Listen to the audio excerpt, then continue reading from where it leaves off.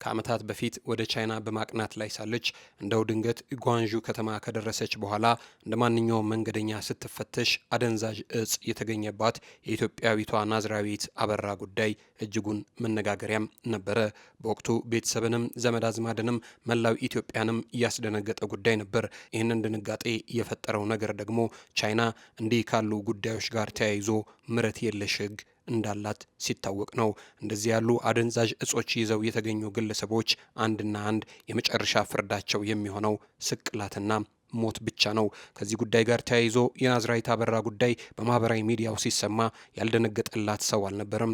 ደግሞ እልፍ ሲል ጉዳዩ የተፈጠረው በገዛ ጓደኛዋ በአብሮ አደጓ ይሆነኝ ተብሎ እርሷ ባላወቀችው እቃ ተደርጎ ተሰጥቷት ነው የመባሉ ነገር ደግሞ የናዝራዊት አበራን ጉዳይ እጅጉን አሳዛኝ ያደረገው ጉዳይ ነበር። ከሰሞኑ የናዝራዊት አበራ ጉዳይ አሁንም በማህበራዊ ሚዲያ ላይ ተመልሶ መጥቶ ናዝራዊት ልትሰቀል የቀራት ጥቂት ቀኖች ብቻ ናቸው፣ እባካቸው ድምፅ እንሆናት የሚሉ ድምጾች እዚያም እዚህም ይሰሙ ጀምረዋል።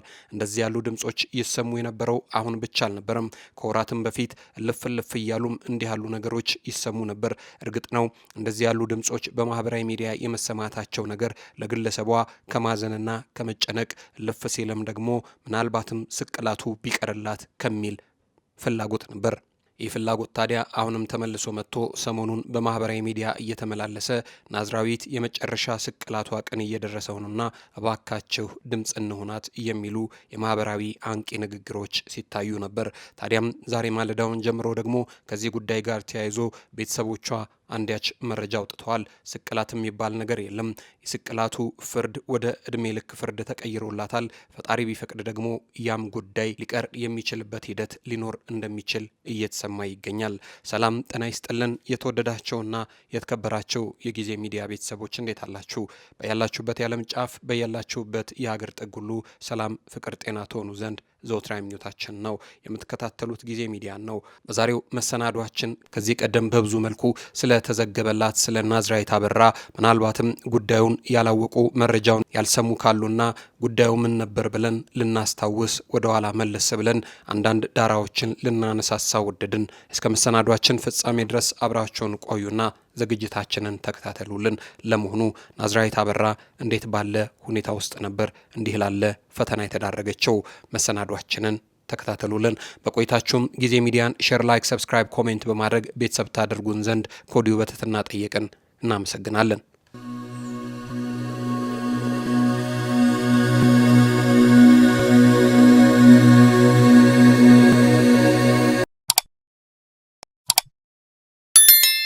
በቻይና በእስር ላይ የምትገኘው ኢትዮጵያዊቷ ናዝራዊት አበራ ካለችበት አስቸጋሪ ሁኔታ አንጻር አሁንም በጠንካራ መንፈስ ላይ እንደምትገኝና የቅጣት ማቅለያ ይግባኝ በሂደት ላይ መሆኑን ቤተሰቦቿ እያስታወቁ ይገኛሉ። ከቅርብ ቤተሰቦቿ ከዚህ ቀደም የተገኘው መረጃ እንደሚያመላክተው ከሆነ ቀደም ሲል ተላልፎባት የነበረው የሞት ቅጣት በይግባኝ ወደ እድሜ ልክ እስራት መቀየሩ የሚታወስ ሲሆን በአሁኑ ወቅት ደግሞ ይህንኑ የእድሜ ልክ እስራት ሌላ የይግባኝ ጥያቄ ቀርቦ ክትትል እየተደረገበት ይገኛል። ይህ አዲስ የይግባኝ ሂደት ለቤተሰቦቿ ትልቅ ተስፋ እንደፈጠረላቸውም ተገልጿል። ናዝራዊት በእስር ላይ ብትሆንም ጊዜዋን ዝም ብላ እያሳለፈች አለመሆኑም ተሰምቷል። ቤተሰቦቿ እንዳረጋገጡት ከሆነ ባላት የእንግሊዝኛ ቋንቋ ክህሎት ለሌሎች እስረኞች ትምህርት እየሰጠች ሲሆን በዚህም በእስረኞች ዘንድ ተወዳጅነትን አትርፋለች። በተጨማሪም ናዝራዊት በቻይንኛ ቋንቋ የመጀመሪያ ዲግሪዋን እንደያዘችም ቤተሰቦቿ እግረ መንገዳቸውን ጠቁመዋል። በቅርቡም የናዝራዊት እህቶች እንዲሁም ደግሞ ፓይለት ወንድሟ ወደ ቻይና በመጓዝ እስር ቤት ድረስ በመሄድ በአካል አግኝቷት እንደነበረም አንድ ወቅት ላይ ገልጾ ነበር።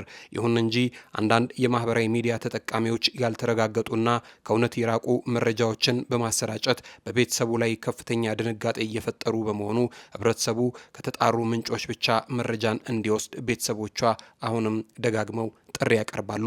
የናዝራዊት ታላቅ እህት ቤተልሔም አበራ እንደምትናገረው ከሆነ ደግሞ በወቅቱ ናዝራዊት ላይ የሞት ፍርድ በአፋጣኝ ተወስኖ ወደ ተግባር ይገባል የሚል ስጋት ነበራት። ለቤተሰቡም ይህ ከባድ ሐዘን እያጠላ ጭንቀት ነበር። ታዲያ በዚህ ጊዜ ነበር የጠቅላይ ሚኒስትር አብይ አህመድ ስልክ ያቃጨለው ስትል ትናገራለች። በወቅቱ ጠቅላይ ሚኒስትሩ በእጃችን ስልክ ላይ ነበር የደወሉልን። በመጀመሪያ ሞት እንደሌለ ነገሩንና አረጋጉን። በቅርቡም ወደ ቻይና እንደሚያቀኑ ከያዟቸው ጉዳዮች አንዱ ደግሞ ይህ በመሆኑ የሚኖረውን ሂደት እንደሚያሳውቁን በራሳቸው አንደበት ነግረውን ነበር ስትል እህትየው በወቅቱ ጠቅሳ ነበረ። ይህም በተወሰነ መልኩም ቢሆን ለቤተሰቡ እፎይታ እንደሰጣቸው የናዝራዊት ታላቅ እህት ይህንን ቃለ መጠይቅ በተናገረችበት ጊዜ ተናግራ ነበር።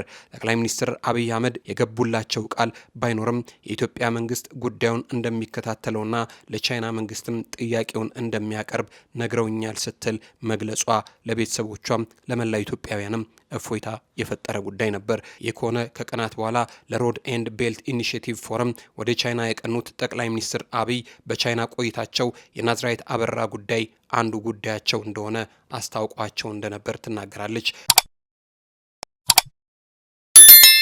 ጉባኤው ከተጠናቀቀ በኋላም የእርሳቸውን ወደ ኢትዮጵያ መመለስ ተከትሎ ጠቅላይ ሚኒስትር አብይ ናዝራዊትን አስፈትተዋት መጡ የሚል መረጃዎች በተለያዩ ማህበራዊ ሚዲያዎች እዛም እዚህም ይሰራጩ ያዙ። ይሁን እንጂ በወቅቱ ቢቢሲ የናዝራዊትን ታላቅ እህት አነጋግሬያለሁ ብሎ በዘገበው መረጃ መሰረት ናዝራዊት አልተፈታችም ሲል ዘገባውን አወጣ። እስካሁን ቻይና በሚገኘው ጓንዡ እስር ቤት ነው የምትገኘው፣ የሚናፈሰው ወሬ ሐሰት ነው በማለት ታላቅ እህትየው ስለ መረጃው ሐሰትነት በይፋ ተናገረች። ጠቅላይ ሚኒስትሩም ከቻይና ከተመለሱ በኋላ ባይደውሉላትም በጠቅላይ አቃቤ ሕግ በኩል ስራዎች እየተሰሩ እንደሆነ ማረጋገጫ እንደሰጧቸውም ተናግራለች። ቻይና ከሚገኘው የኢትዮጵያ ቆንጽላ ከተለያዩ አካላት ጋር ሆነን በቅርበት እየተከታተልን ነው የምትለው ቤተልሔም የኢትዮጵያ ጠቅላይ አቃቤ ሕግ ቢሮ ቻይና ከሚገኘው አቃቤ ሕግ ጋር የመረጃ ልውውጥ እያደረገ መሆኑንም ለቢቢሲ በወቅቱ ተናግራ ነበረ። በዚህም መሰረት ፍርድ ቤት እስከምትቀርብበት ጊዜ ድረስ ናዝራዊትን በአካል ማግኘት ባይቻልም በቆንጽላው በኩል መረጃዎች እንደሚለዋወጡ የምትናገረው ቤተልሔም ሂደቱ ቀላል እንደማይሆን ብትገምትም በተስፋ ተሞልታ የእርሷን መፈታት እየጠበቀች ቤተሰቦቿም ይህንን በተስፋ እየጠብቁ እንደሆነ ተናግራ ነበር። ናዝራዊት በተፈጥሮዋ ጠንካራ ናት የምትለው እህቷ እስር ቤት ከባድ ቢሆንም አሁን ግን ተረጋግታ ከሙያዋ ጋር ግንኙነት ያላቸውን የቋንቋ መጽሐፍትን እያነበበች እንደምትጠባበቅም ገልጻለች። ናዝራዊት የተለያዩ መጽሐፍት እንዲገቡላት የጠየቀች ሲሆን እስር ቤት ያሉትን ቻይናውያንም የእንግሊዝኛ ቋንቋ እያስተማረች ትገኛለች። የቻይና ቋንቋ ተምራ መውጣትም እንደምትፈልግ በመልእክት ማስተላለፏ የተጠቀሰ ነበር። ታዲያ ያንንም ህልሟን አሳክተዋለች። ለአንዳንድ ወጪዎች የሚሆናትም በወቅቱ እንደተናገረችው ከሆነ ወደ $100 አካባቢ በቆንጽላው በኩል እንደሚላክላትም ታላቅ እህቷ ገልጻ ነበር። በሌላ በኩል ለናዝራዊት ሻምፓ መሳዩን እጽ ሰጥታታለች ተብላ የተጠረጠረችው ጓደኛዋ ስምረት ካሳይም አዲስ አበባ በሚገኘው 3ኛ ፖሊስ ጣቢያ በቁጥጥር ስር ውላ የነበረ ቢሆንም በማግስቱ በ20 ሺህ ብር ዋስ እንደተለቀቀች ነበር ታላቅ እህቷ የገለጸችው። ከዛ በኋላ ይህችው ጓደኛዋ የትና እንዴት እንዳለች የሚታወቅ ጉዳይ የለም። ኢትዮጵያዊቷ ናዝራዊት አበራ በእጽ ዝውውር የተያዘችው ታህሳስ 14 ቀን 2011 ዓ.ም ነበር። የፊታችን ታህሳስ ድፍን 7 ዓመት ይሞላታል ማለት ነው። የምህንድስና ሙያ ያላት ናዝራዊት ወደ ቻይና ስትሄድ ከጓደኛዋ የተሰጣት ሻምፓ መሳይ ዕቃ 1 ኪሎ ግራም ኮኬን የተባለ እጽ መሆኑ የታወቀው ቻይና በደረሰችበት ጊዜ ነበር። እንዴት እንደተያዘች አናውቅም። በጓደኛዋ ጋባዥነት አብረው እንደሚሄዱ እናውቃለን። ጓደኛዋ አባቴ ሞተ ብላ እርሷ ብቻዋን እንደላከቻት ነግራናለች ትላለች የናዝራዊት ታላቅ እህት የተያዘችበትን አጋጣሚ ስትናገር።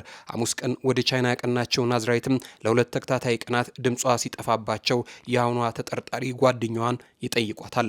እርሷም ለጓደኛዋ እንድትሰጥላት የሰጣቻት ሻምፓ ምክንያት ሳይሆን እንደማይቀር እንደነገረቻቸውም ያስረዳሉ።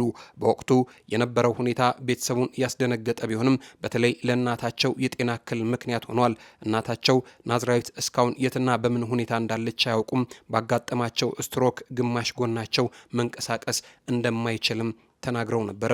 ያለ ጥፋቷ በማታውቀው ነገር በሰው ሀገር ላይ ለተከታታይ 7 ዓመታት እስር ቤት የምትማቅቀው ናዝራዊት አበራ ፈጣሪ ፈቅዶ ከእስሯ ተፈታ በሰላም ለሀገር ለወገኗ ለቤተሰቧ እንድትበቃ የጊዜ ሚዲያ ምኞት ነው።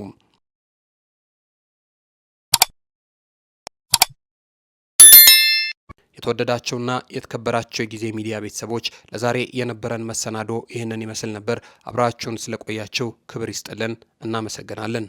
ጊዜ ሚዲያን አሁንም ሼር፣ ላይክ፣ ሰብስክራይብ፣ ኮሜንት በማድረግ ቤተሰብ ታደርጉን ዘንድ በትህትና ጠየቅን። ክበሩልን።